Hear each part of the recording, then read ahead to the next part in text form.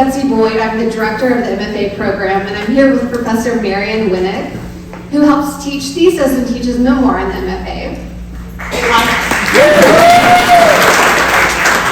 So this is such a special day because it represents the culmination of years of work, years of writing, taking writing workshops for the students, taking design classes, learning to generate powerful material, not just that, edit it, lay it out, design it, and make it into a book. Our trauma bonds us, but our resilience is what keeps us coming back. Deep into the evening, we talk.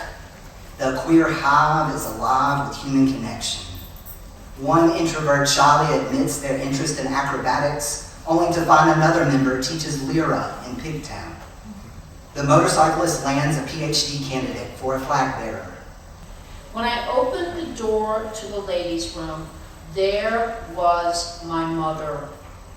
Instead of the grizzled old woman she had been when I last saw her before she died in 1971.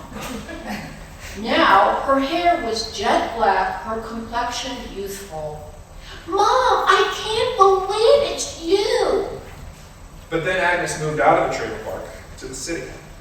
It was all part of her big plan to become a movie star. She told Dorothy that she didn't have any agents yet, but a lady who took pictures at the local paper told her that she had the stuff. Agnes had said that the photographer was going to help her get started by doing local print ads. Hun, your long strands ain't in good shape. I'm going to cut them off and give your hair a bouncy, alive look. You'll see. Betty moves the scissors closer to my head, and I wiggle over to the other side of my chair, bending my head away. Jenny, you'll want to look good for school, you know, Miss Rachel says. Alice? Alice turned her head to a familiar face. It was Teresa Newman, her neighbor from across the street.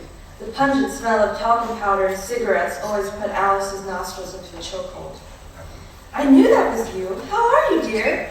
Teresa asked, pushing her eyeglasses up her nose. Swell, thank you. And you? Crows caw and caw, as if they are talking shit to one another. More and more crows continue to emerge, and all begin to converge on extended branches of the massive oak. When I was a child, Grandma always knew when a storm was coming.